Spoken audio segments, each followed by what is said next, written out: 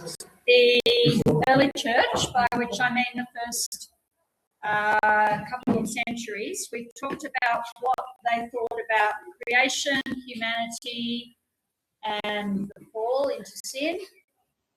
የቀደመችው ቤተክርስቲያን የነበረውን አስተምሮ ያ ማለትም ከአንደኛው መቶ ክፍለ ዘመን ምናልባትም እስከ 3 እና 4ኛው ክፍለ ዘመን ያለውን ኃጢአትን በሚመለከት ውድቀትን በሚመለከትና ውድቀትን በሚመለከት ምን እንዳስተማሩ እንደሚያስቡ ለማየት ሞክረናል ማለት ነው። እስካሁን ድረስ ያየነው።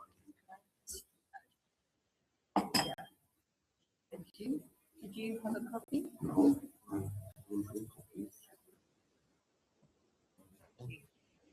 Thank you very much.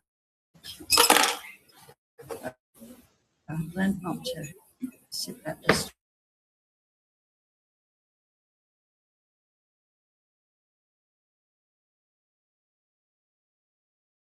ስለ ሰይጣን ምን እንደሚያስተምሩና እንደሚያስቡ ለማየት ሞክረናል። So now we will look at what the early church understood about Christ's work. አሁን እንግዲህ ስለ ኢየሱስ ክርስቶስ ሥራ የጥንቷ የቀደመችው ቤተክርስቲያን ምን እንደምታስብ ለማየት ነው የምንሞክረው። So the apostolic fathers are the very earliest writings of Christians outside the New Testament. የሐዋርያት አባቶች የጻፉት ጽሑፍ ከአዲስ ኪዳን ቀጥሎ ጥንታዊ ጽሑፍ የሚባለው እሱ ነው። የሐዋርያዊ አባቶች የሚባሉት የጻፉት ማለት ነው። And they say almost nothing about sin and atonement. እነሱ ደግሞ ስለ ኃጢአትና ስለ ቤዛነት ብዙ ማጽኖት ሰጥተው አልተናገሩም። ኃጢአት ምንድነው? ቤዛነት ነው አይደል? Yeah. They don't say much at all about how Christ saves us. They acknowledge Christ saves us, but they don't explain it. ኢየሱስ ክርስቶስ እንዳዳነን አስተምረዋል። ያንን ያውቃሉ፣ ያውቀት አለ። ግን እንዴት ነው ኢየሱስ ክርስቶስ ያዳነን የሚለው ማብራሪያ የለም። They mention Christ bringing saving knowledge or knowledge of salvation. ኢየሱስ ክርስቶስ የመዳንን ዕውቀት እንዳመጣ አስተምረዋል። They mention a hope of immortality and of union with God. እና ኢማዋቲነት ሊኖር እንደሚችልና ከእግዚአብሔር ጋር አንድ እንደምንሆን ሞት እንደሚሸነፍ ያምናሉ። But they are a very mixed group of writings and there are not many of them.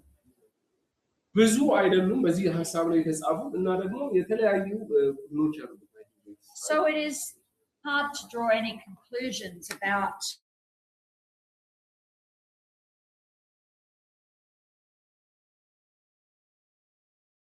ስለዚህ ጥንታዊቷ የሁለተኛው መቶ ክፍለ ዘመን የነበረችው ቤተክርስቲያን እንዴት ታስብ እንደነበረ ይሄንን ነገር በትክክል መገመት አስቸጋሪ ነው የሚሆነው።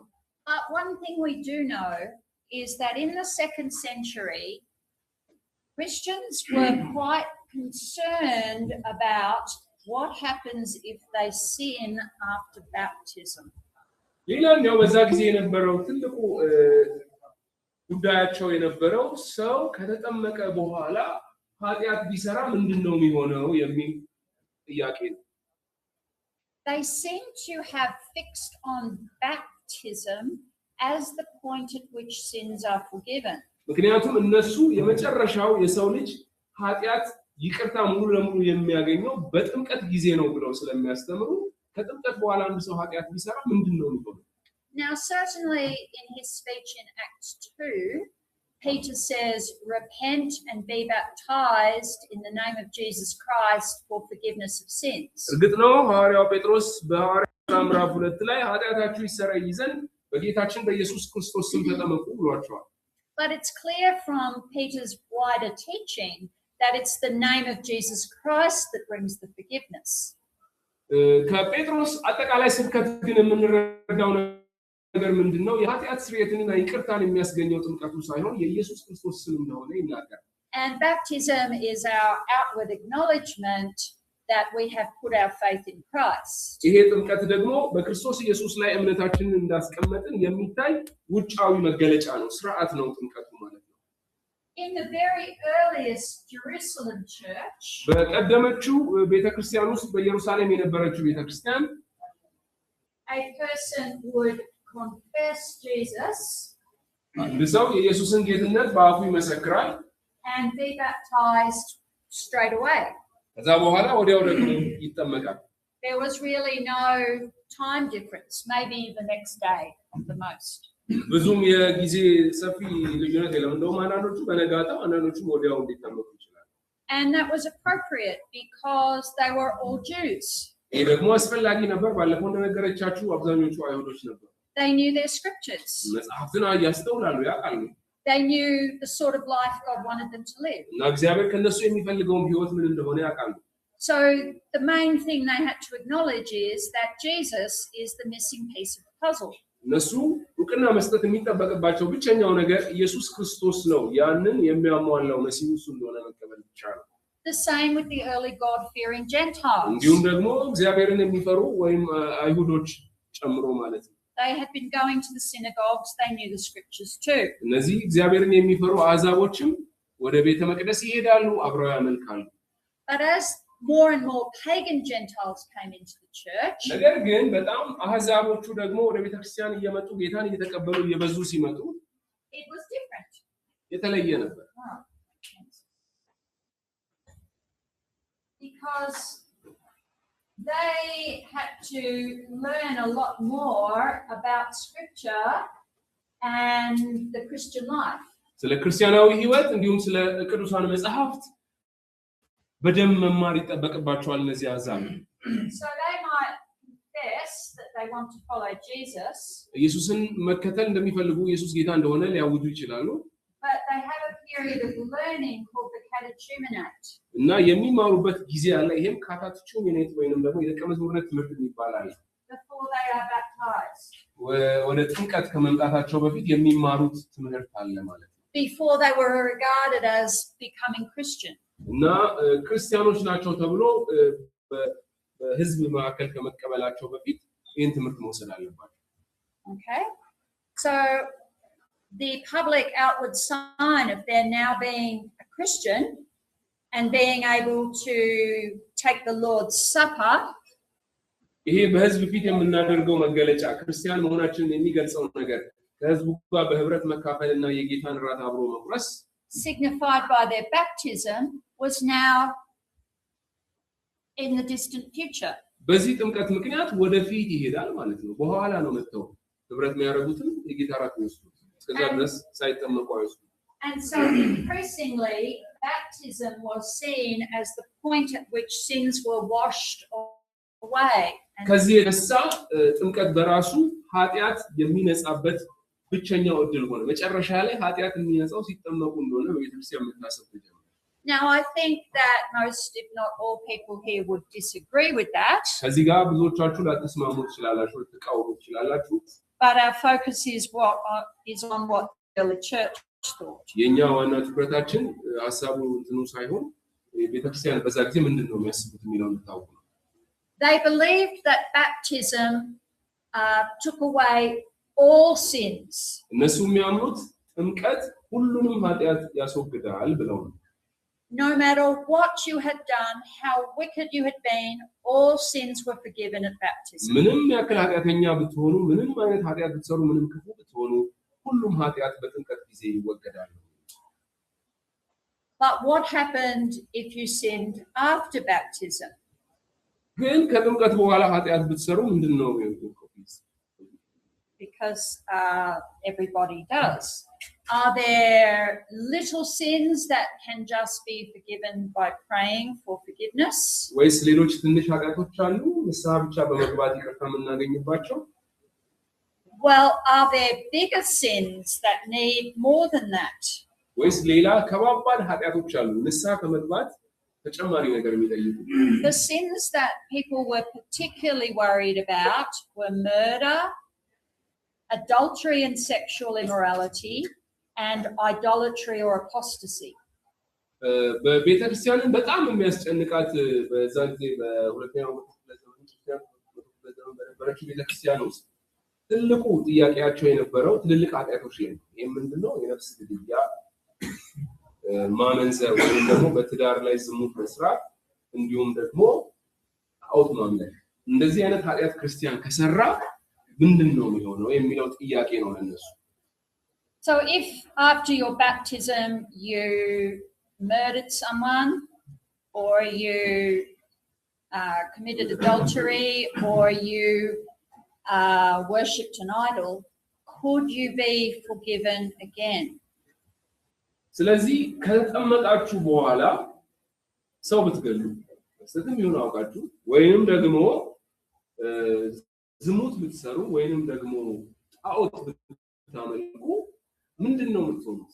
ከጥምቀት በኋላ የተከሰተ ነገር ስለሆነ So if you did those sins, you would be taken out of the church communion. You could not take the Lord's Supper. በዛም ጊዜ የነበረው ምንድነው የሚደረገው? እንደነዚህ አይነት ኃጢአቶች በእናንተ ላይ ከተገኘ ከህብረቱ ውስጥ ትወጣላችሁ። ከቤተ ክርስቲያን ውስጥ የጌታን ራት አትወስዱም። ከቤተ ክርስቲያን ህብረት ውስጥ ትገለላላችሁ። Could you ever come back in?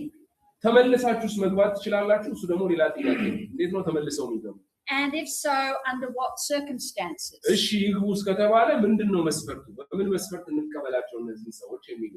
Could you just say, I'm very sorry, I will not do that again? ወይስ ዝም ብላችሁ ሄዳችሁ በጣም ይቅርታ ይሄንን ኃጢአት ድጋሚ አልሰራም ብላችሁ ነው የምትገቡት?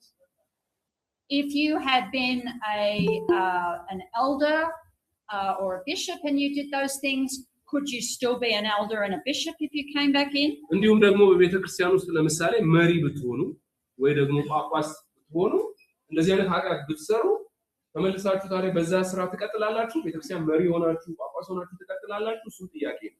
How could you show that you had really repented? እንዲሁም ደግሞ የምር ደግሞ ንስሐ መግባታችሁ ውስጥ በምንድን ነው የምታረጋግጡት? And so they had the idea that you could have a period of public repentance called penance. Repentance.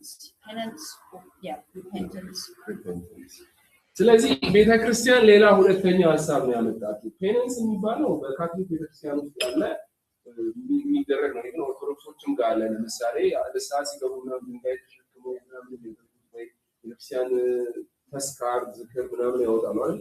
እንደዚህ አይነት ለንስሐ የሚያደርጓቸው ነገሮች አሉና ይሄኛውን ሁለተኛ ንስሐ ወይ ፔነንስ የሚባለው ሐሳብ በቤተክርስቲያን መጣ ማለት ነው። አንድ ሰው መመለሱን ንስሐ መግባቱን ለማረጋገጥ በህዝብ ፊት ቆሞ ንስሐ መግባት አለበት የሚል። During this period of public repentance, you could come to church, you could listen to the sermon, you could join the prayers, but you could not take the Lord's Supper. በዚህ በሁለተኛ ንስሐ ጊዜ ወጣችሁ በህዝብ ፊት እኔ እንደዚህ አሰርቻለሁ እና ብላችሁ ብትናዘዙ ንስሐ ብትገቡ ፕሮግራም መካፈል ትችላላችሁ፣ አብራችሁ መጸለይ ትችላላችሁ፣ የጌታ ራት መካፈላችሁ። You had to be seen to be publicly mourning, maybe dressed in sack and ashes and praying and weeping.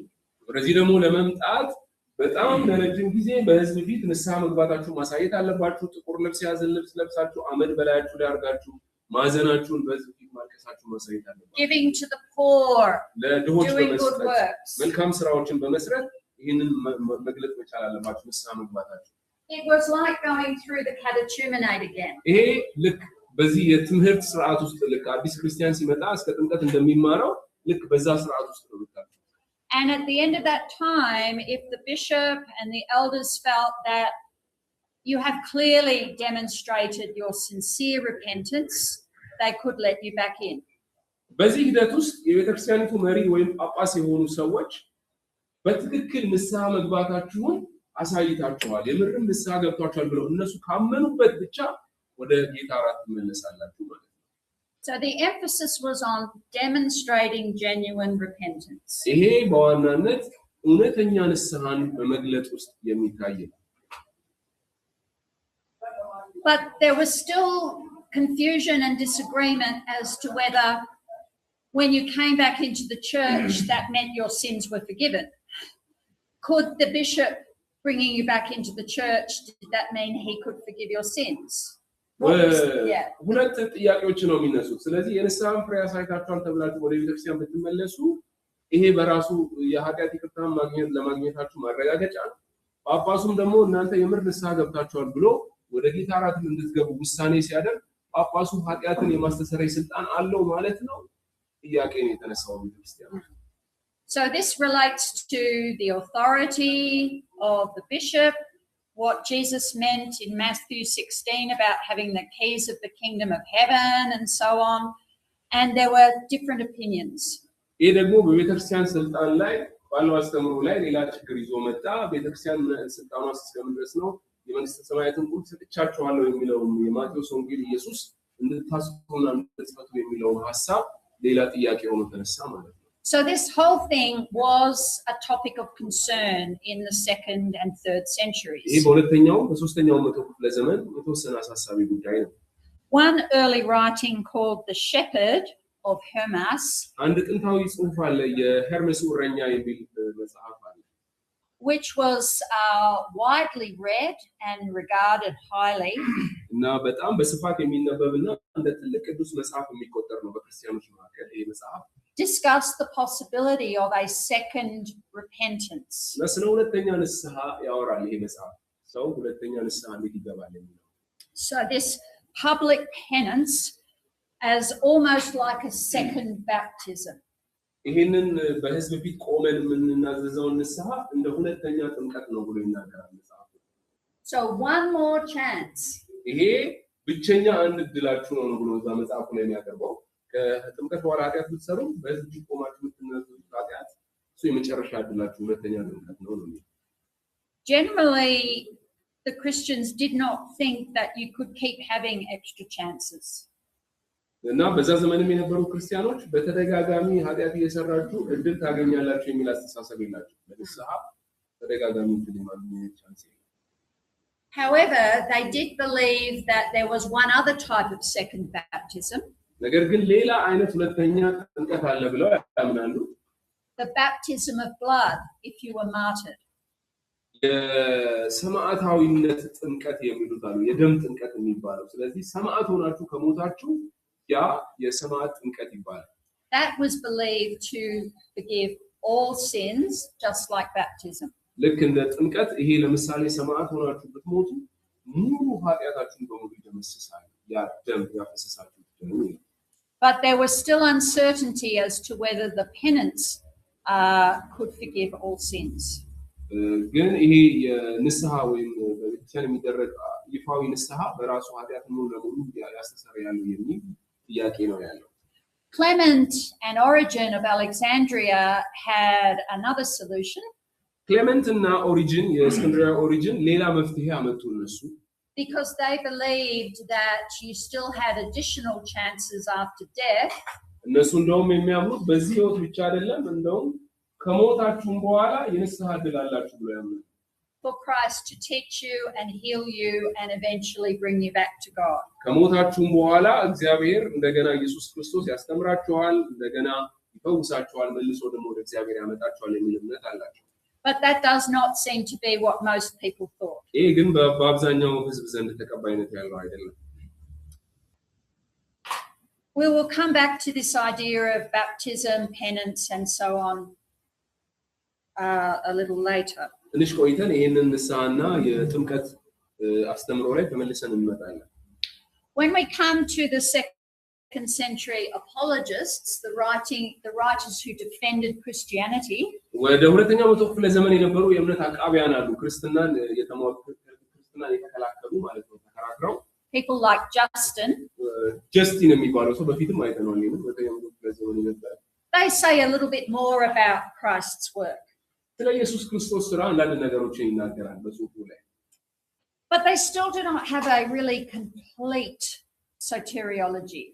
እስካሁንም ድረስ ግን ግልጽ የሆነ ሙሉ የነገረ ድህነት አስተምሮ እዚህ ውስጥ አናገኝም። They talk about Christ bringing light, illumination to us. በዋናነት የሚናገረው ክርስቶስ ኢየሱስ ብርሃንን እንዳመጣ ወይንም ደግሞ ይሄ አብርሆት የሚባለው ነገር እንዳመጣልን ነው የሚናገረው። Bringing us from ignorance to truth. ከዚህ ከአለማወቅ ወስዶ ወደ ዕውቀት እንዳመጣን ይናገራል፣ ወደ እግዚአብሔር ወደ ማወቅ። Delivering from bondage to demons. ከሰይጣን እስራት ነፃ እንዳወጣን ይናገራል። They often speak of the Logos, the Son, as a teacher. እንዲሁም ደግሞ ሎጎስ የተባለውን ኢየሱስ ክርስቶስን ደግሞ እንደ አስተማሪ ነው የሚያዩት። አስተማሪ ነው፣ የጥበብ አስተማሪ ነው ኢየሱስ። So Justin said that Christ conquered the powers of evil. እና ጀስቲን የሚያስበው ክርስቶስ የክፋትን ኃይላት ድል ነስቷል ይላል። But he seems to think that Christ is mainly an example for us to follow. ግን እንደዚህ በማድረጉ በዋናነት ኢየሱስ በዚህ አብሪነቱ ምሳሌን ያስቀመጠልን እንድንከተለው It is not very clear. He does not go into much detail. እና በዚህ ነገር ላይ ግልጽ አይደለም በደንብ በጥልቀትም አይገባበትም በዚህ ጉዳይ ላይ But Irenaeus does. ኢራኒየስ ግን በዚህ ጉዳይ ላይ በደንብ በጥልቀት ገብቶ ይመረምራል With his idea of recapitulation. በዚህ ሪካፒቹሌሽን በሚባለው እንደገና መሰብሰብ ወይንም ደግሞ እንደገና መሄድ ከተም ያለው የሪካፒቹሌሽን He said that Christ came, he was born, he grew up, he experienced everything we experience, he followed the whole human path of life, but without sinning.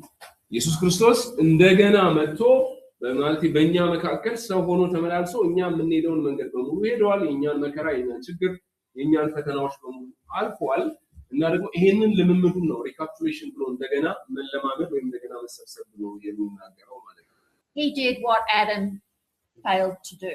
አዳም ለማድረግ የወደቀበትን ነገር ነው እሱ ያሳካው ማለት ነው And so in doing this Christ reverses the effects of the fall.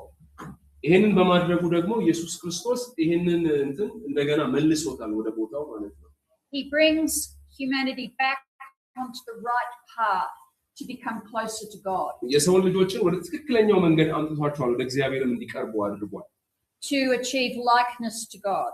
እግዚአብሔርን የመምሰልን ግብ እንዲደርሱበት ማለት ነው So Christ becomes a new head of humanity.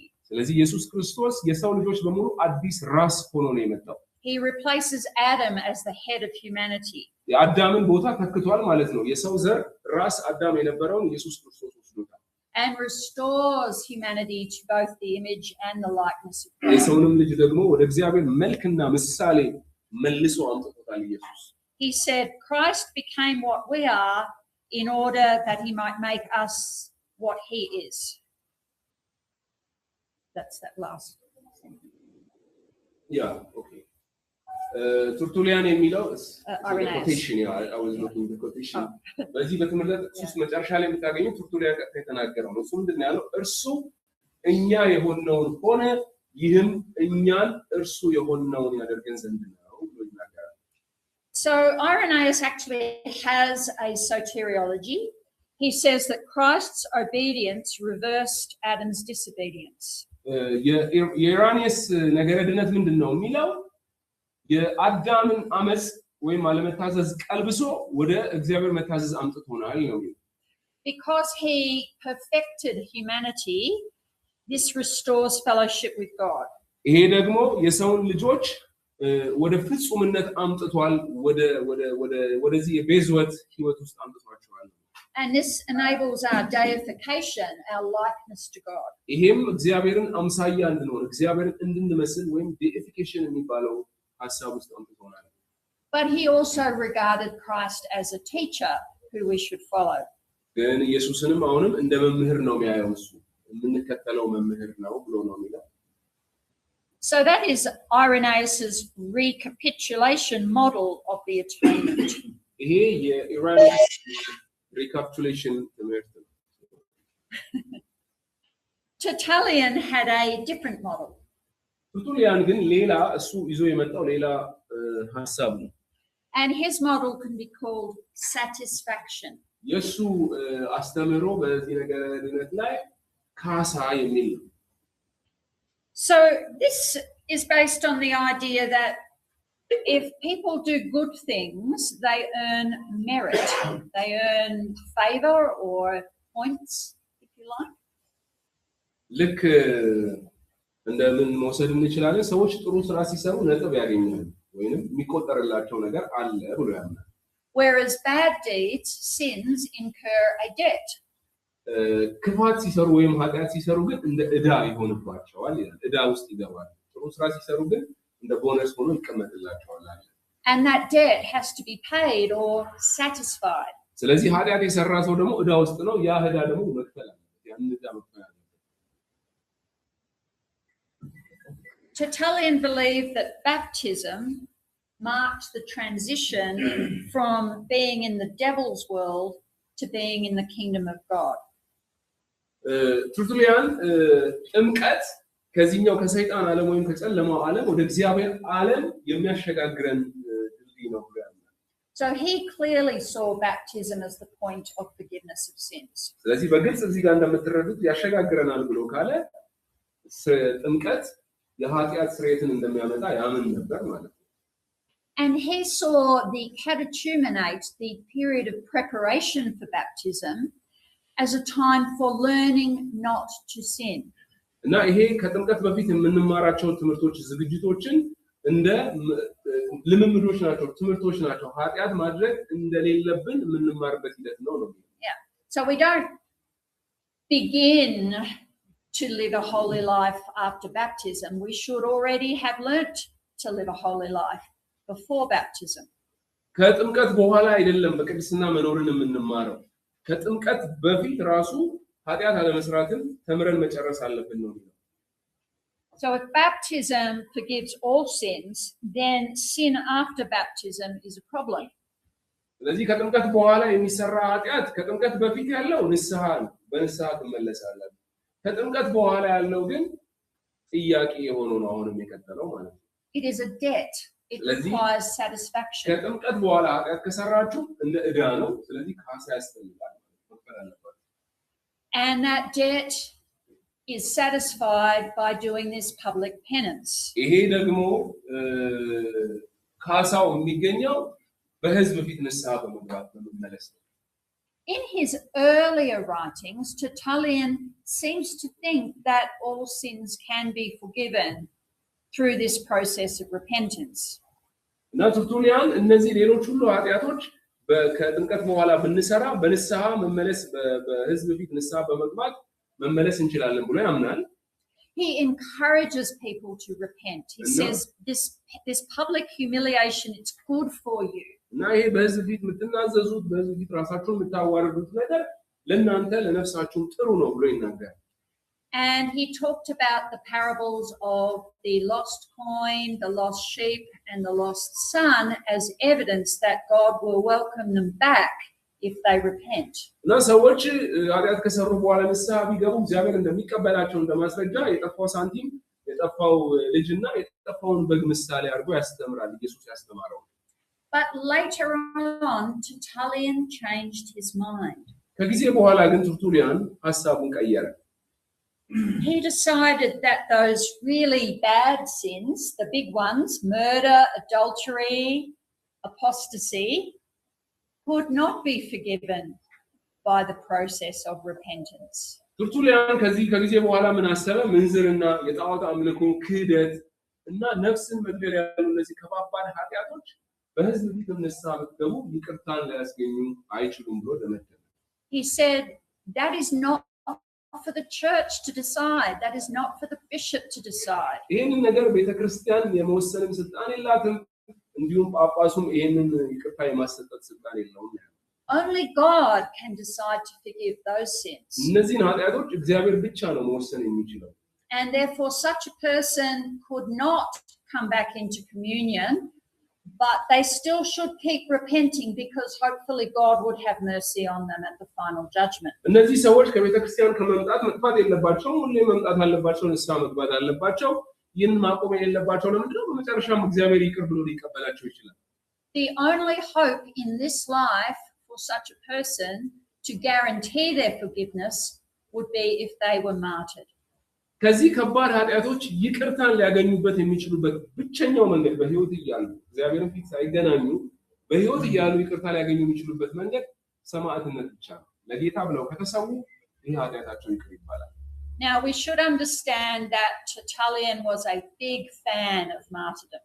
ይህንን በደንብ ማወቅ አለባችሁ። ተርቱሊያን ሰማዕትነትን በጣም ይደግፍ ሰው ነው፣ በጣም የሚያስተምር ሰው ነው።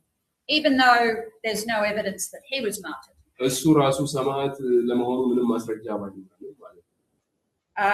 So it's not surprising that he thinks that martyrdom is the pinnacle of confession of Christ and also a way to be fully forgiven. ይሄ ለጌታ ብሎ መሞት ወይንም ደግሞ ሰማዕትነት ወደዚህ ወደ ማሰብ እንዴት እንደመጣ ብዙም ግልጽ ባይሆንም ግን እሱ የሚያስበው በሰማዕትነት ሰዎች ኢየሱስ ክርስቶስን ሙሉ ለሙሉ ይመሰክራሉ ደግሞ የነበረባቸውን ኃጢአት ሙሉ ለሙሉ ይቅርታ ያገኛሉ የሚል ሐሳብ አለ።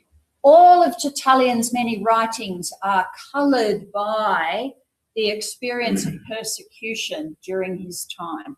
ብዙዎቹ የሱ ጽሁፎች በደንብ የሚነኩት ሐሳብ ምንድነው? በህይወት ዘመኑ የነበረበትን ስደት ያንን ይጠቅሳሉ ስለ ክርስቶስ የተቀበለው መከራ። And Tertullian could not conceive of a time when the church would not be persecuted.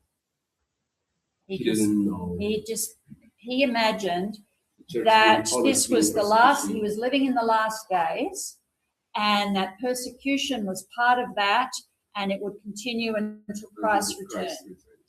ስለዚህ ተርቱሊያን ይሄንንም ወደዚህ ሐሳብ ውስጥም ሲመጣ መከራ ወይንም ደግሞ ስለ ክርስቶስ ኢየሱስ ሰማዕት መሆን የቤተክርስቲያን ስደት ኢየሱስ ክርስቶስ እስኪመለስ ድረስ ቤተክርስቲያን እንደዚህ ነው የምትቀጥለው ነው በመጨረሻው ዘመን ውስጥ ነው ያለው ብሎ ያምን ነበር። ስለዚህ የቤተክርስቲያን ስደት ያበቃል ብሎ አላሰበም። ቤተክርስቲያን ስደት አብቅቷል አይደል? በስንተኛ ዘመን ያ ያበቃል ብሎ እሱ አላሰበም። So Tertullian could not imagine there would be an end to martyrdom before the return of Christ. ኢየሱስ ክርስቶስ ከመመለሱ በፊት ይሄ የሰማዕትነት ጉዳይ ያበቃል ወይንም ደግሞ ሰዎች ስለ ክርስቶስ ሰማዕት መሆናቸው ይቀራል የሚለው ነገር አላሰበም። But 100 years after Tertullian, the persecution did end. ተርቱሊያን ከሞተ ከመቶ ዓመት በኋላ ነው የቤተክርስቲያን ስደት ያቆመው። When Constantine came to the throne as the first Christian emperor. የመጀመሪያው ክርስቲያናዊ ንጉስ የነበረው ኮንስታንቲኖስ ሲመጣ ማለት ነው። So what happens now? አሁን ስለዚህ ምንድነው የሚሆነው? ሰማዕትነት የለም። ምንድነው የሚሆነው? Martyrdom is no longer available as the second baptism for forgiveness. ስለዚህ ለኃጢአት ይቅርታ ሁለተኛ ጥምቀት ሆኖ ለጌታ ሰማዕት መሆን የለም ማለት ነው። ስደት የለም። ስለዚህ ሰማዕት ሆናችሁ። So two things happened. ሁለት ነገር ነው የተከሰተው። One is that penance, public penance as a ritual became more and more important. ይሄ በህዝብ ፊት የሚደረግ ይፋዊ ንስሐ በቤተክርስቲያን በጣም አስፈላጊ የሆነ መጣ በዚህ ዘመን ማለት ነው። And secondly, that people looked for a substitute for martyrdom. ስለዚህ ለዚህ ሰማዕትነት ደግሞ ሌላ ምትክ ነገር መፈለግ ጀመሩ ክርስቲያኖች ማለት ነው። What is another way I could suffer for Christ? ስለዚህ ምንድነው እኔ ለክርስቶስ መከራ ልቀበልበት የምችለው ሌላ መንገድ ምንድነው ብሎ ማሰብ ጀመሩ። I could go and live by myself in a cave in the desert and just have bread and water.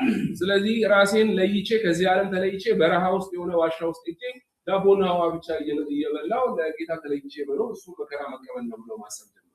I can sleep on the floor and wear rags for my clothes. እና ደግሞ የቆሸሸ ልብስ እየለበስኩኝ ለረጅም ቀን ደግሞ መሬት ላይ ብቻ መተኛትም እሱ ለክርስቶስ መከራ መቀበል ነው ብሎ ማሰብ ጀመሩ። Or I can live on top of a pole. እንዲሁም ደግሞ ልክ የሆነ ዛፍ ላይ መኖር ተለይቶ ዛፍ ላይ ብቻ መዋል ማደር ያም ለክርስቶስ መከራ መቀበል ነው ብሎ ማሰብ Or go and live in a monastery and never get married. እና ደግሞ ወደ ገዳማት ሄዶ ደግሞ አለማግባት ወይንም ደግሞ ሳያገቡ መኖር። So asceticism, that denial of comforts to yourself, becomes a substitute for martyrdom. ስለዚህ ይሄ የራሳችንን ምቾት መተውና ይሄ ወደ ገዳማት ሄዶ መኖር እንደዚህ አይነት ነገሮች ለክርስቶስ ኢየሱስ ሰማዕት መሆንን እየተኩ መጡ ማለት ነው። ሰማዕትነት የሚለውን ሐሳብ ተክቶ የራስን ምቾት መተው ራሱ ሰማዕትነት ነው ተባለ። Can you see the direction this is going? ይሄ ነገር ወዴት አቅጣጫ እየሄደ እንደሆነ በደንብ እያያችሁ ይመስላል። Where is the all-sufficient work of Christ? በዚህ ውስጥ ታዲያ ኢየሱስ ክርስቶስ የሰራው ስራ የት ነው? It is becoming about human works, isn't it? አሁን ይሄ ነገር የሰው ስራ እየመሰለ አልመጣም? እንደዛ አይመስልም? Yeah. Okay, we'll come back to that later. ወደዚህ በኋላ ተመልሰን እንመጣለን። What else were people thinking? ሌላው ምንድነው ሰዎች ሲያስቡት የነበረው?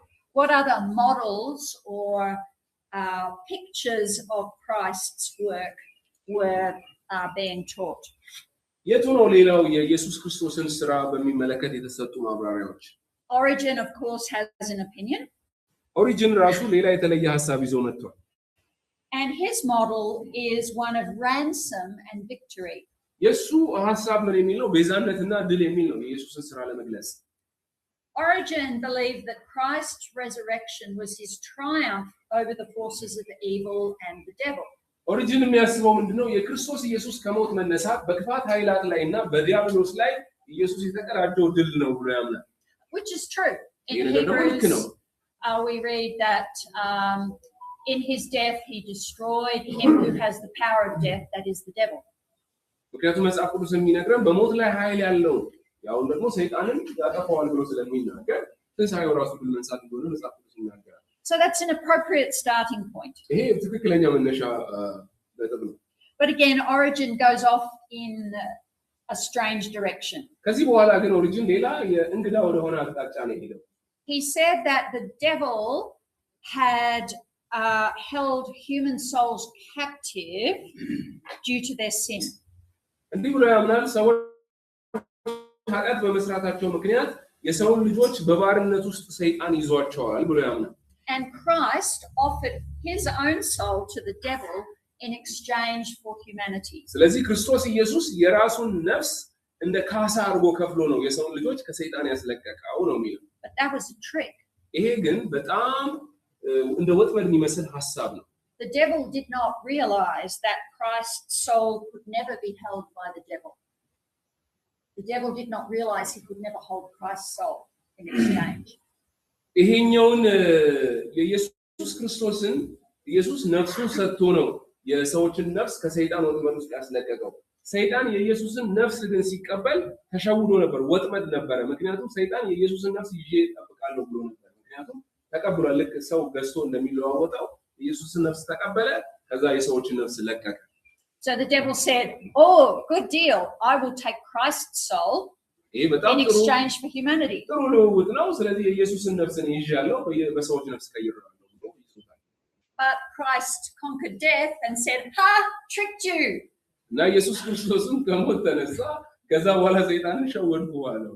And the devil was defeated and lost everything. ሰይጣንም ተሸነፈ፣ የነበረውንም በሙሉ አጣ ማለት ነው. And this is what has assured the devil's defeat and the final return of all souls to Christ. ይሄ የሰይጣንን መሸነፍና ደግሞ ነፍሳት በሙሉ ወደ ክርስቶስ እንደሚመለሱ የመጨረሻ ማስረጃ ነው. Can you see the problem with that? እዚህ ውስጥ ምን አይነት ችግር ነው የምታየው? Firstly, the Bible never says that we are held by the devil.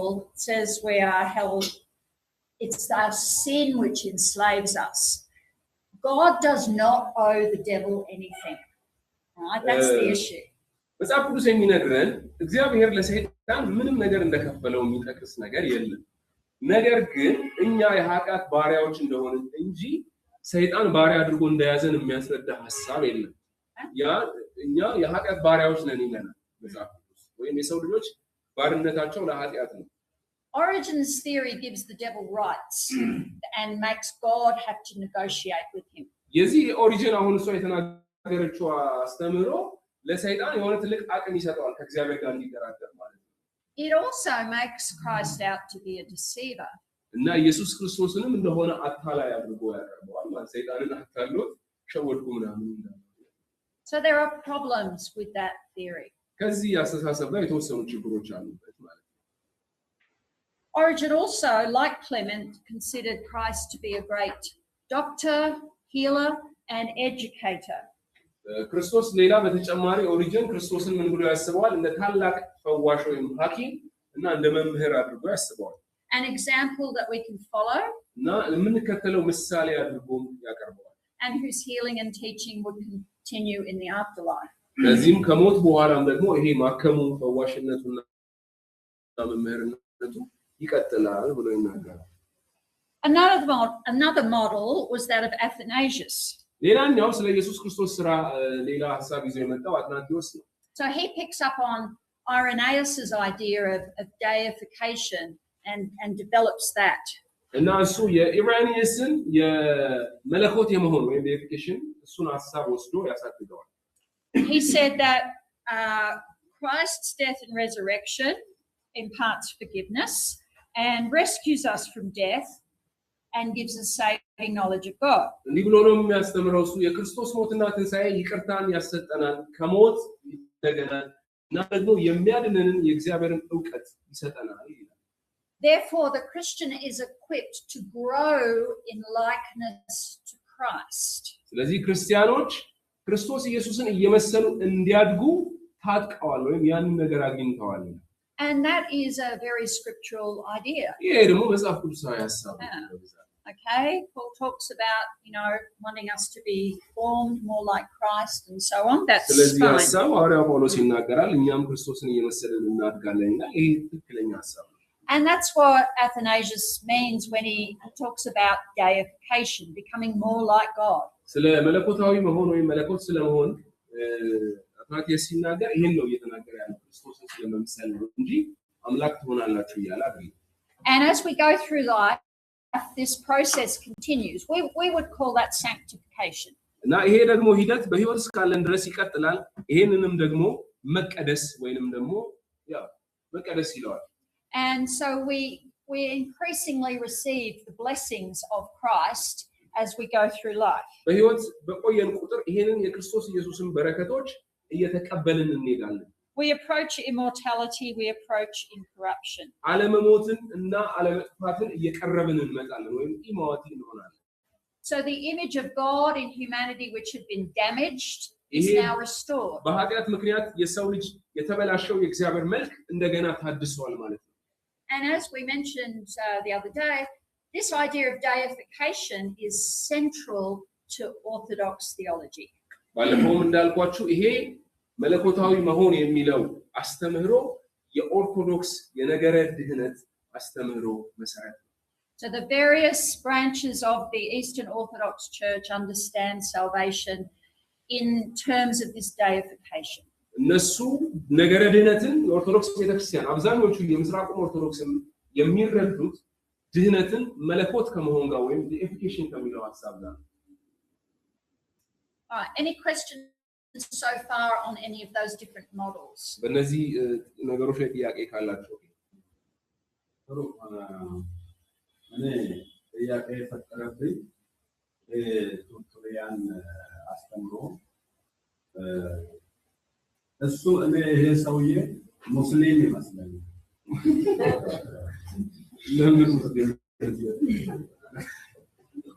ለምንድን ነው ሙስሊም ያልኩት? አሁን የሙስሊም አስተምሮ ምንድን ነው? ሰው መስገድ ካቃተው በሚገባ ማምለክ ካቃተው ሙስሊም ያልሆነው ሰው ቢገል መንግስተ ሰማይ ይወርሳል ብለው ነው የሚያስበው። አስተምሮም ይሄ ነው። አሁን ብዙዎች ፈንጂ ያው መኪና ውስጥ ሊፈነዱት ያ አስተምሮ ነው ያለበት። ስለዚህ ለራሳቸው አይሳሱ፣ ምክንያቱም ዳይሬክት መንግስተ ሰማይ እንገባለን ብለው ስለሚያስቡ ነው። ይሄ አሁን ምንድን ነው ያለው? ሰው ለጌታው ብሎ ከተሰዋ ቀጥታ የዘላለምን ሕይወት ያገኛል ብሎ ነው የሚያስተምረው የሰውዬና እኔ በእግዚአብሔር መታመኑ ጥርጣሬ ውስጥ ገባሁ ለራሴ። አንደኛው ይሄ ነው። ሁለተኛው የኃጢአት ሰው የኃጢአት ስለሰራ የኃጢአት ዕዳ አለበት፣ ያንን ዕዳውን መክፈል አለበት የሚል ቁመና አለው። የኃጢአትን ዕዳ ሰው መክፈል ይችላል ወይ የሚል ሁለት ጥያቄ። He raised two questions, but basically on Tertullians. And what Tertullian taught about martyrdom and the forgiveness of sin and having salvation is like the same teaching like the Muslims. The Muslims teach that if you are born some area in society and martyred for Islam's teaching, they will get salvation or eternal life. And the second question is he really a Christian or Muslim? The second question is what Tertullian taught about this repentance and penance. So if someone sinned, it must repay. So is any human being can repay for his sin? What is the penance? Yeah, good, great question. So the difference between Tertullian's view of martyrdom and that Muslim jihadist view of martyrdom is that Tertullian and the early Christians never saw killing others as being a legitimate form of martyrdom. So the sort of martyrdom he's talking about is martyrdom that results from confessing Christ and not resisting enemies, not doing violence to enemies. የሱርቱሊያን ከሙስሊሞቹ የሙስሊም ጂሃዲስቶች ከሚሉት በጣም የተለየ ነው። የሙስሊም ጂሃዲስቶቹ ሰውን በመግደል በዛም ውስጥ ራሳቸውን በመሞት ነው ሰማዕትነት ብለው የሚሉት። ቱርቱሊያን ግን የሚናገረው ሰማዕትነት እንደውም ክፉ የሚያደርጉ ሰዎችን ባለመቃወም እነሱ ላይ ምንም ባለማድረግ ኢየሱስን ጌትነት ብቻ መስክሮ ስለመሞት ነው የሚናገረው። Completely different in that በጣም የተለያዩ ነው በዚህ ሐሳብ ማለት ነው። ሰውን ስለመግደል ወይም ሰው ላይ ጥቃት ስለማድረስ ምንም የሚያነሳው ነገር የለም። And so the second question was on payment of sin, how humans can pay for sin. So Tertullian is not presenting the fully developed medieval doctrine of penance. ቱርቱሊያን እዚህ ጋር ያቀረበ ያለው በከፍተኛው መካከለኛው ክፍለ ዘመን የነበረውን ለኃጢአት ይቅርታ የሚደረገውን ክፍያ እሱን በደንብ አዳብሮት አይደለም እያስተማረ ያለው። But his idea will lay the groundwork for that. ለበኋላ በቤተክርስቲያናት መካከል መሰረት ለያዘው አስተምሮ እንደ መነሻ ሐሳብ ነው ቱርቱሊያን። Tertullian is most concerned with Christian discipline and the ease in which Christians lapse into sin, and that should be taken very seriously. የቱርቱሊያን ዋና ትልቁ ጭንቀቱ የነበረው ክርስቲያኖችን ከመቅጣትና ከማስተማር ጋር እንዲሁም ደግሞ ወደ ኋላ እያፈገፈጉ ጌታን እየካዱ ስላሉ ክርስቲያኖች ነው ትልቁ ሐሳቡ የነበረው። And his early writings suggest he did believe that forgiveness was possible in this life and that sinners could be readmitted to the church.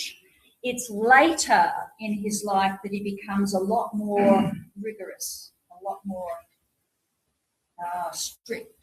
ሰዎች ኃጢአት ከሰሩም በኋላ ከጥምቀትም በኋላ በከባድ ኃጢአት ውስጥ ቢወድቁ ጌታን ቢክዱ ወይ ደግሞ ሌላ ትልቅ ስህተት ውስጥ ቢገቡ ተመልሰው በንስሐ ወደ ቤተ ክርስቲያን መመለስ ይችላሉ ብሎ ያምን ነበር። ግን በጊዜ ሂደት ነው እነዚህ ኃጢአቶች ነፍስ መግደል፣ ዝሙት እና ይሄ ጣዖት አምልኮ ወይም ጌታን መካድ ይቅርታ የላቸውም ብሎ ወደ መደምደም የመጣው እንጂ በፊት ያንን ነበር። And we see his writings really changed this emphasis. He is concerned that there is a lot of hypocrisy and slackness in the church, and that people are not adequately prepared for persecution, and that when hard times come, they just lapse, they just apostatize. ይሄ ከሱ የቱርቱሊያን ጽሑፎች ውስጥ በጣም የምንረዳው ነገር ምንድነው? በቤተክርስቲያን ውስጥ ቱርቱሊያን ያሳሰበው ነገር አለ። ያ ምንድነው? አስመሳይነትና ግብዝነት አለ። እውነተኛ የሆነ መከራና ስደት ከመጣ አብዛኛው ክርስቲያን ጌታን ይክዳል የሚል አቋም። Yeah. So I think he is a Christian, but I do think he sort of got a bit obsessed with a particular picture. እና ስለዚህ እሱ ሙስሊም አይደለም ክርስቲያን ነው። ዋና ግን ያሳሰበው የቤተክርስቲያን ደህንነት ነው። One more. Yep. ሌላም ጥያቄ ያለው ሰው is it the difference ideas of the Western and Eastern Orthodox Church? There are growing differences, mainly from the 4th century. That's when we really start to see differences between the Eastern and Western churches. But there are some early differences because even in the 3rd century, we see Tertullian and Cyprian and others writing in Latin in the West, and we see Clement and Origen in the East and others writing in Greek. So we're starting to see some differences. የጠየቀው ጥያቄ በምዕራቡና በምስራቅ ኦርቶዶክስ ማለት ነው። የምስራቅ ኦርቶዶክስ የሚባሉ እነዚህ የምስራቅ ኦርቶዶክሶች እና የምዕራብ ኦርቶዶክስ በአስተምህሮ ደረጃ መሰረታዊ ልዩነት አላቸው የሚል ጥያቄ ነው የጠየቀው። እነዚህ ኦርቶዶክስ ቸርቾች አላቸው ልዩነቶች፣ ግን በአራተኛው መቶ ክፍለ ዘመን ጀምሮ እያደገ የመጣ ልዩነት ነው። እነዚህ በላቲን ጽሑፎች በነ ኦሪጂን በቱርቱሊያን በነሱ ጽሑፎች እና በግሪክ በተጻፉ ጽሑፎች ውስጥ የተወሰኑ ልዩነቶች አሉ እና ነው የቅርብ ጊዜ ልዩነቶች አሉ። በአስተምህሮ ደረጃ የቅርብ ጊዜ ልዩነቶች በመካከላቸው አለ በምዕራቡና በምስራቅ ኦርቶዶክስ።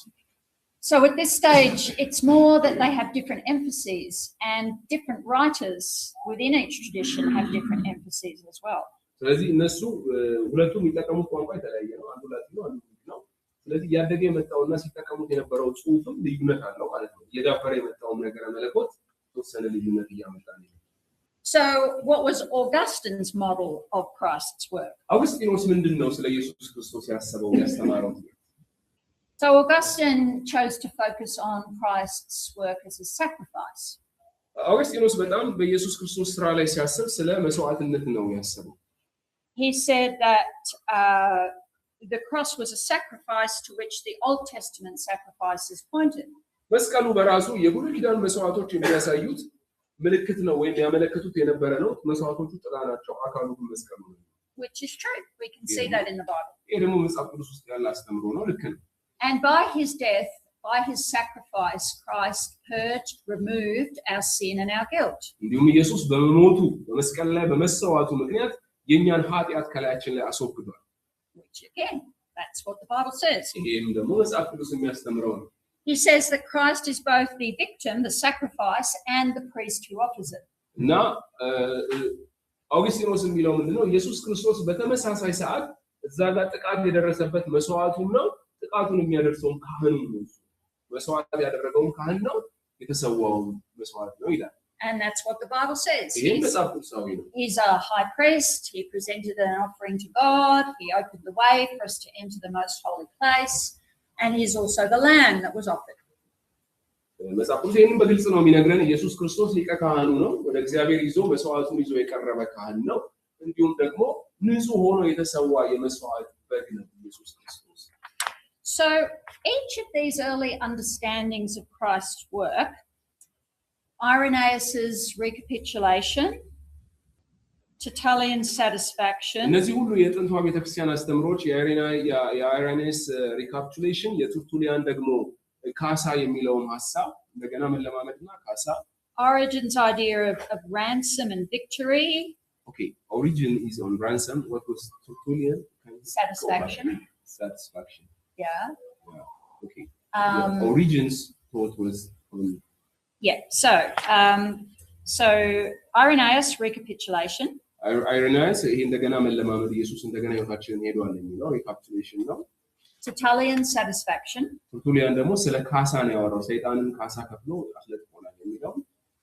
Origin is a victory over the devil. ኦሪጂን ደግሞ የሚለው ሰይጣን ላይ የተደረገ ድል ነው፣ በጦርነት የተገኘ ድል ነው የሚለው መስቀሉ ስራ። And a ransom. እና ቤዛ ነው፣ ክፍያ ነው ብሎ ነው የሚለው። Athanasius' deification. አትናቲየስ ደግሞ አምላካዊ ምሳሌ ነው ወይም አምላካዊ አምሳል ነው ወይ አምላክ ወደ መሆን ነው የሚለው። And Augustine's idea of sacrifice. የኦገስቲን ደግሞ መስዋዕትነት የሚለው ነው አሁን የደረስንበት ማለት ነው። Each of those has a basis in scripture. እነዚህ ሁሉ አስተምሮች የራሳቸው መጽሐፍ ቅዱሳዊ መሰረት አላቸው ሁሉ።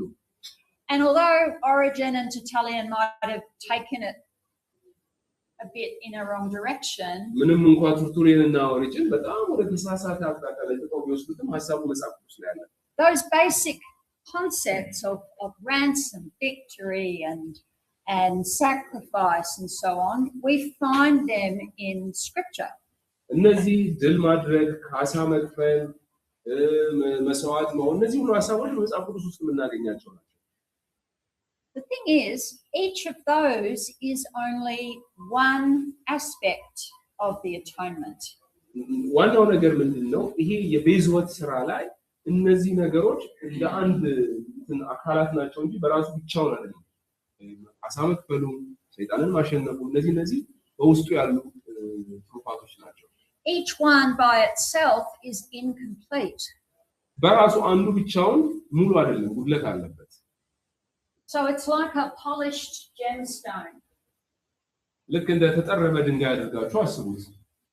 Okay, the gemstone has the different facets or faces on it, doesn't it?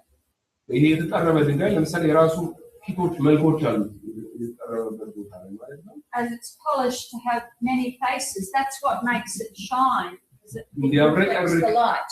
የሚያደርገውና is that about the diamond? Yeah, diamond. Yeah.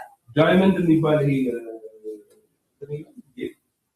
እሱ በጣም ተደርጎ ፖሊሽ የተደረገ አልማዝ፣ የአልማዝ ጌጥ የሚባለው በተለያየ አቅጣጫ ነው በደንብ የተጠረበው ነው የተስተካከለው። ያም ብርሃንን እንዲያብረቀርቅ ተደርጎ ነው የተሰራው።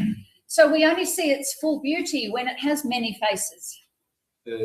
ሙሉ የዳይመንድ ውበቱ ያለው እነዚህ ሁሉ መልኮች ሲንጸባረቁ እነዚህ ሁሉ መልኮች በአንድ ላይ ሲንጸባረቁ So each of these pictures of the atonement, which we see in scripture and which were developed by the early church, each of these is one facet on the እነዚህ አሁን በጥንቷ ቤተክርስቲያን ውስጥ በነበሩ አባቶች ስለ ነገረ ድነት ስለ ኢየሱስ ክርስቶስ የመስቀል ሥራ ያወሩት ነገር በሙሉ እንደ አንድ ገጽታ ወሰዷቸው ሁሉም በራሳቸው ጥሩ እንትን ያላቸው ናቸው አንድ ላይ መሆን የሚችሉ The Bible presents all these different pictures because the atonement is complex. It has these many faces. ይሄንን ነገር መጽሐፍ ቅዱስ ያቀርበዋል ምክንያቱም ይሄ ቤዞት የሚባለው ነገር ነው የቤዛነት ሥራ በራሱ በጣም የተወሳሰበና ሰፊ ሐሳብ ነው They don't contradict each other, they complement each other.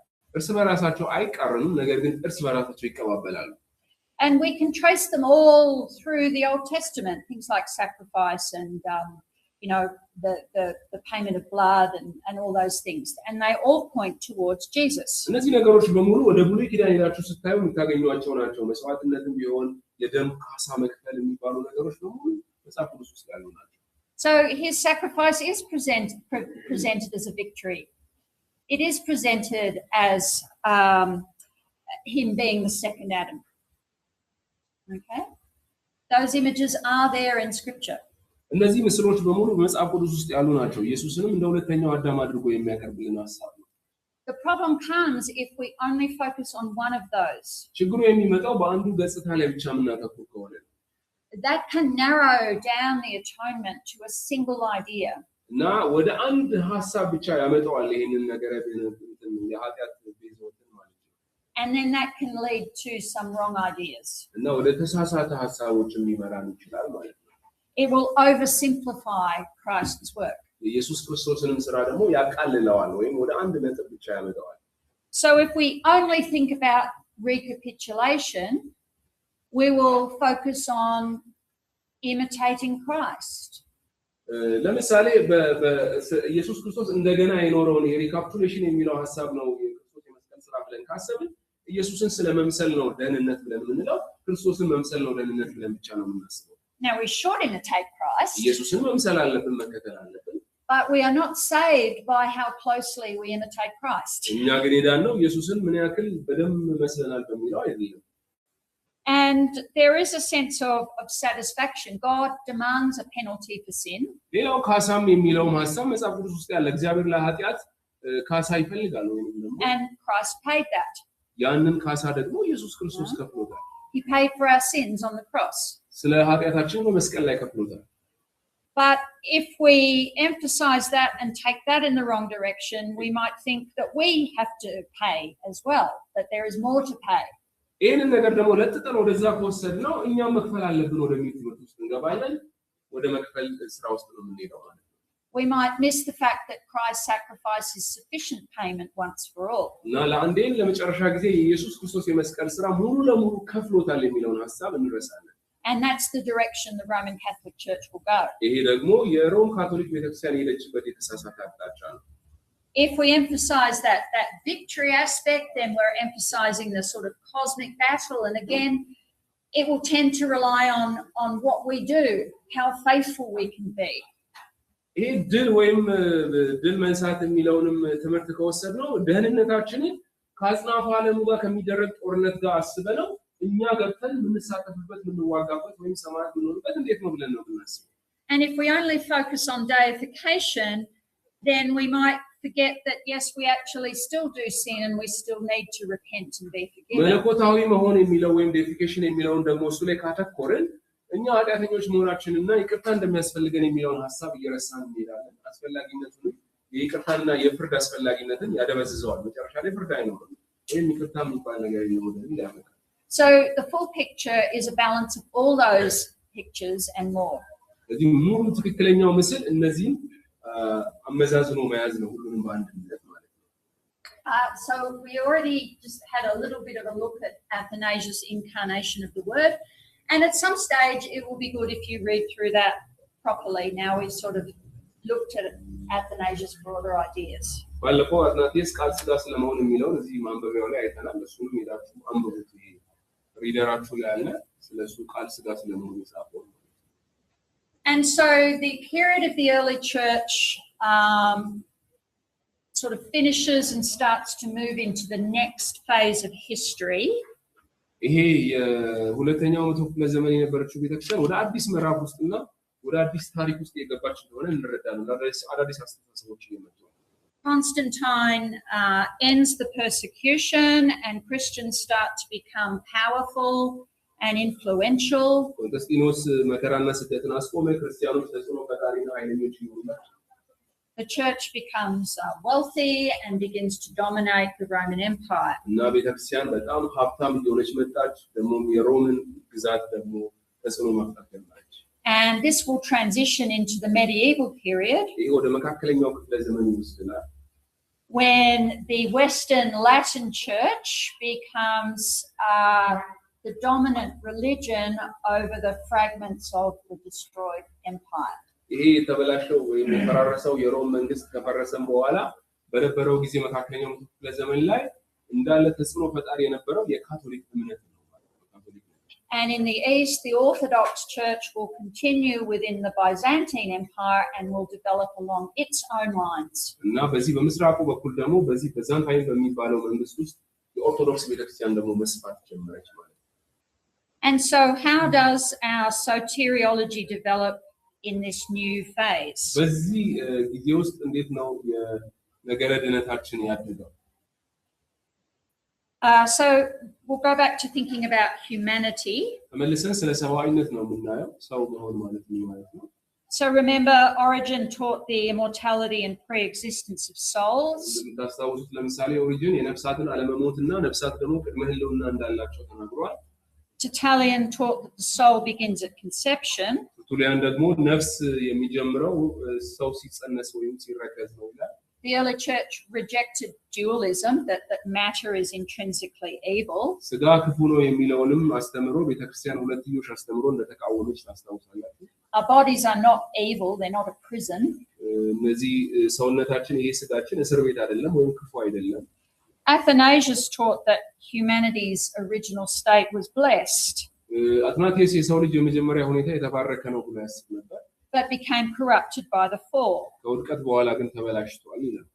But he continued to consider that the soul was immortal and that we have free will. እና ይሄ አላዋቂነትና ሟችነት እየጠፋ የሚሄድና ነፃ ፈቃድም ያለን እንደሆነ ይናገራል። And that sin is attributable to our free will. እና ኃጢአታችን ደግሞ በዋናነት ከነፃ ፈቃዳችን ጋር የተያያዘ ነው። But the East did not develop a really solid doctrine of original sin. የምስራቁ ቤተክርስቲያን ግን ስለዚህ ስለ ውርስ ኃጢአት ወይንም ደግሞ በመወለድ ምክንያት ስለሚመጣው ኃጢአት ብዙም የዳበረ ስነ መለኮት የላቸውም። Where that developed was in the West. ይሄ ነገር የዳበረው በዚህ በምዕራቡ ቤተክርስቲያን ነው። So prior to Augustine, ኦገስቲኖስ በፊት the church believed that humanity had been in a blessed state before the fall. ከውድቀት በፊት የሰው ልጅ በተባረከ ሁኔታ ወይም ጥሩ ሁኔታ ውስጥ እንደነበረ Cyprian of Carthage in around 250 AD, በ250 ዓመተ ምህረት አካባቢ የካርትሌጁ ሲፕሪያን he taught that the fall was due to the devil's impatience. ውድቀት የመጣው በሰይጣን ትዕግስት ማጣት ምክንያት ነው ብሎ ይናገራል። The devil became impatient and jealous of humans. ሰይጣን በሰው ልጆች ምክንያት ትዕግስት አጣ፣ በእነሱም ይቀናባቸው ነበር። He became impatient with God. እና በእግዚአብሔርም ላይ ትዕግስት አጣ። And therefore he fell. በዚህ ምክንያት ወደቀ። And people choose to also be impatient and to imitate the devil. ከዚህም የተነሳ የሰው ልጆችም ትዕግስት እያጡ መጡ። በዚህ ምክንያት ሰይጣንን እየመሰሉ መጥተዋል ይላል። A little later, Ambrose of Milan taught that the fall was caused by pride. The devil was proud. የሚላኑ አምብሮስ ቴራስር ውድቀት የመጣው አምብሮስ ውድቀት የመጣው በትዕቢትና ከእግዚአብሔር ጋር እኩል ለመሆን በመፈለግ ነው ይላል። And the devil in his pride sought equality with God. የሰይጣን ትልቁ ትዕቢቱ ከእግዚአብሔር ጋር እኩል ለመሆን መፈለጉ ነው ይላል። And when he couldn't get it, he fell and drew everyone with him. እና ይህንን ባለማግኘቱ ምክንያት ወደቀ፣ ሌሎችንም ከሱ ጋር ይዞ ወደቀ። Ambrosiaster, another guy, አምብሮሲያስተር የሚባለው ሰው ደግሞ said that the fall happened because humans imagine themselves to be God, which is a form of idolatry. ይሄ ውድቀቱ የመጣው ሰዎች ራሳቸውን እንደ አምላክ አድርገው ስለሚያስቡና ይሄም ራሳቸውን እንደ አምላክ አድርገው ማሰብ ጣዖት አምልኮ ስለነበረ ነው ውድቀት የመጣው። And we can actually see that in Genesis 3 because the devil, remember, the devil didn't make Adam and Eve sin. The devil tempted them. He said, well, God's actually not being honest with you here. If you eat that fruit, you'll actually become like him. ይህን በዘፍጥረት መጽሐፍ ላይ ሰይጣን መጥቶ ሲላቸው ነው። ሰይጣን ኃጢአትን ቢሰሩ አላስገደዳቸው፣ ፈተና ነው ያቀረበላቸው። የተናገራቸውን ነገር ግልጽ ነው። ምንድን ነው ያላቸው? ይህንን ነገር እንዳትሆኑ እግዚአብሔር የተናገራችሁ ውሸት ነው እና ልክ እንደ እግዚአብሔር ነው የምትሆኑት።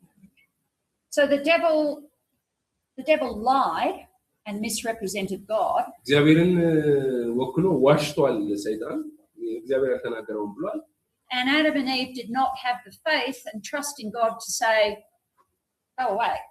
ሰይጣንን ደግሞ ከዚህ ዘርበን ለማለት ደግሞ በቂ የሆነ እምነትና አቅም አዳምና ሔዋን አልነበራቸው። They listened to what the devil said and thought, sounds good, I think I'll eat that apple because I'd like to be God. ሰይጣን የተናገረውን ነገር ለመስማት ፈቃደኛ ሆኑ። ስለዚህ ያን ነገር ውስጥ ብበላ ችግር የለውም እግዚአብሔር ሆናለሁ ብሎ አሰቡ። And that really is the essence of idolatry, wanting us to have the knowledge of good and evil and to decide for ourselves what is good and evil.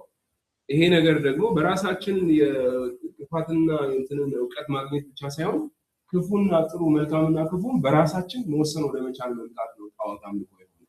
And so Ambrosius pictured all of humanity being effectively within Adam, and because Adam sinned, all humanity is now captive to sin and to Satan. አምብሮሲያስ ተርስ የሚያስበው ምንድነው? የሰው ልጆች በሙሉ በአዳም ውስጥ ነበሩ። በአዳም ውስጥ ሆነው ኃጢአትን ሰርተዋል።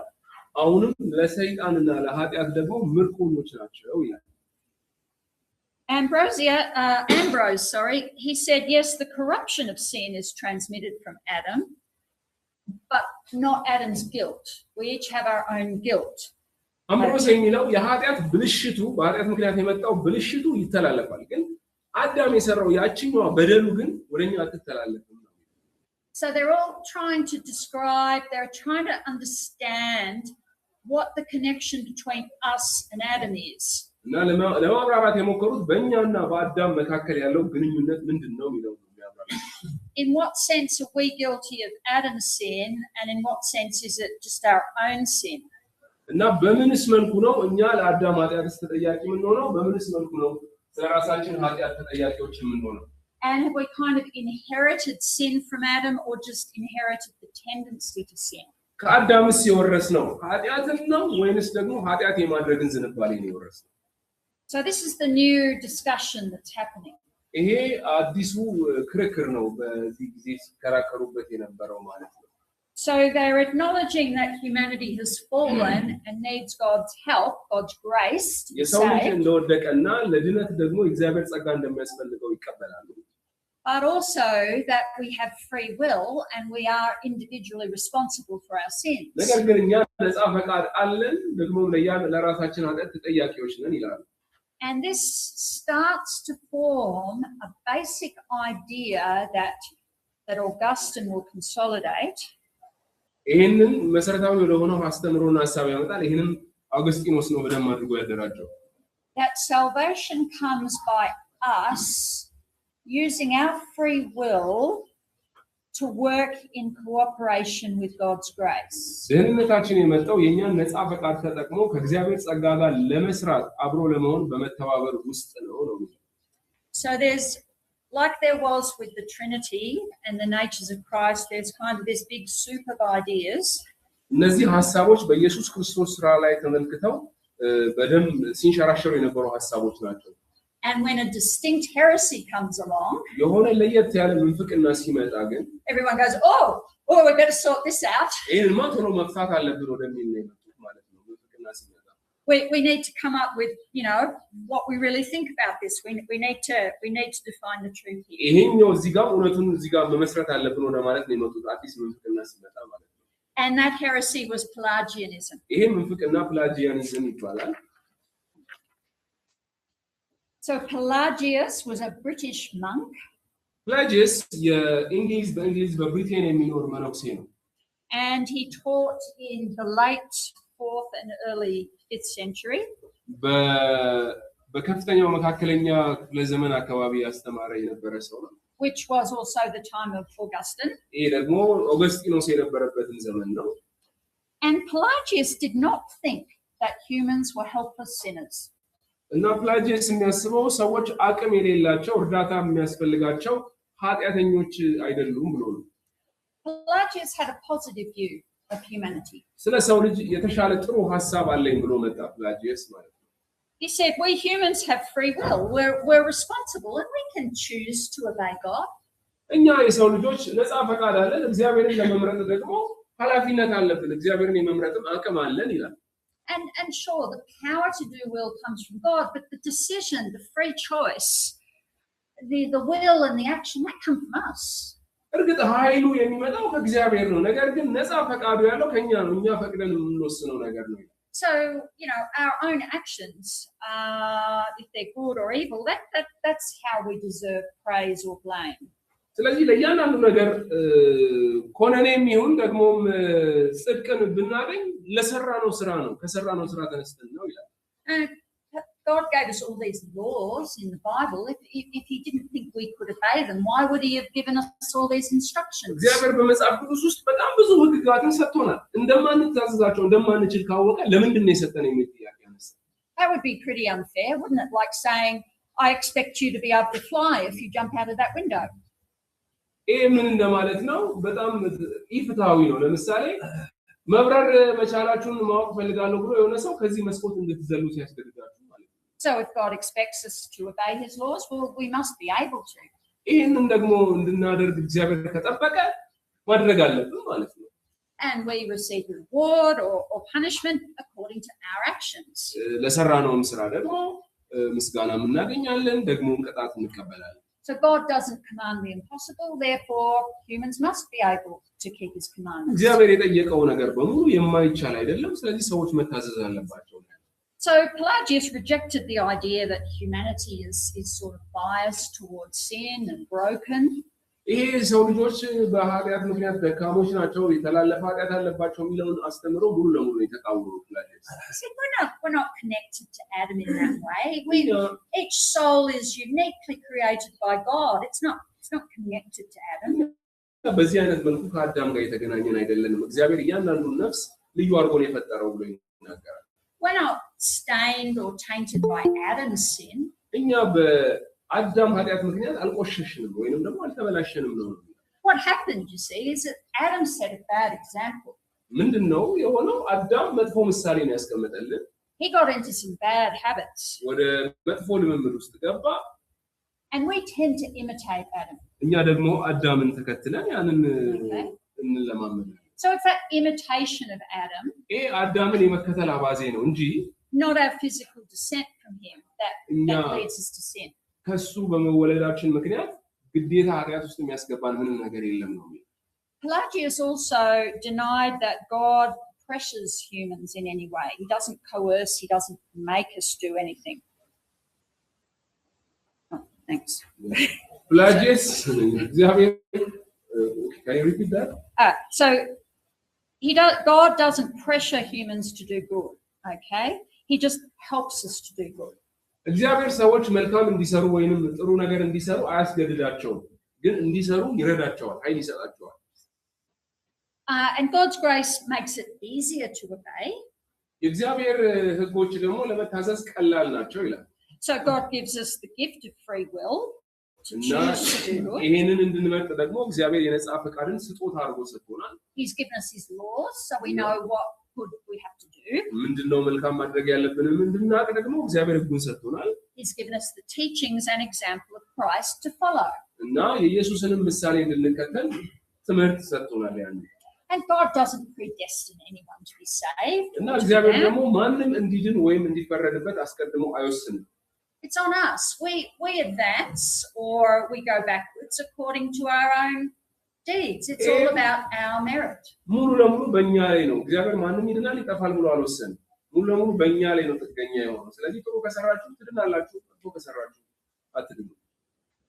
So just read over that and think about that for a moment. ይህንን አንብቡት። ስለዚህ ነገር ለትንሽ ደቂቃ አስቡበት። እዚህ ላይ ያሉትን ሀሳቦች አንብቡና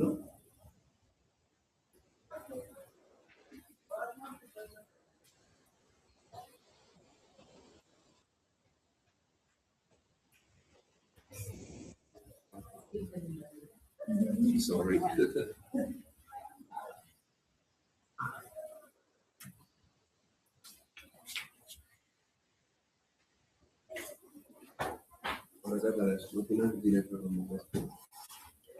Is he right?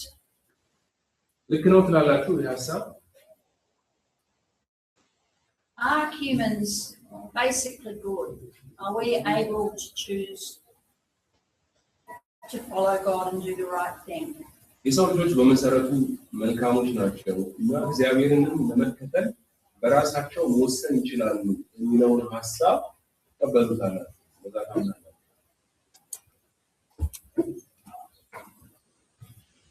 What do you think? ምን ታስባላችሁ? የሰው ልጆች በመሰረቱ ምንም ጉድለት የለባቸውም። እግዚአብሔርን መምረጥ ይችላሉ፣ መልካም ማድረግ ይችላሉ። ምንም አይነት እንትን የለባቸውም። በጎን የማድረግ ኃይል ከእግዚአብሔርም ይመጣ፣ ሰዎች ግን ያንን ያደርጋሉ። ሙሉ ለሙሉ በሰዎች ላይ ነው ጥገኛ የሆነው የሚለው ማለት ነው። ወይኔ አቅመቢስና ኃጢአተኞች ናቸው የሚለው የቀደመውን አስተምሮ ነው አይደል? ተቃውሞ የተነሳው። ስለዚህ ሰዎች አቅመቢስ አይደሉም፣ አቅም አላቸው፣ መልካም ማድረግ ይችላሉ፣ እግዚአብሔርን መከተል ጽድቅን መስራት ይችላሉ፣ መርጠው ፈልገው። ተቀበሉታላችሁ። እግዚአብሔር ቃል ጋር የሚጋጭ ነገር ነው የሚመስለው። እናንተ ደካሞች የተቀበላችሁ ሁሉ ወደ እኔ ኑ የሚለውን አይስማማም። ከዛ contradicts with the Bible teaches. It does. That we are weak and we need to come before God. Yeah. የከማችን ያናየው Now, what does Paul say? You were dead in your sins. Okay.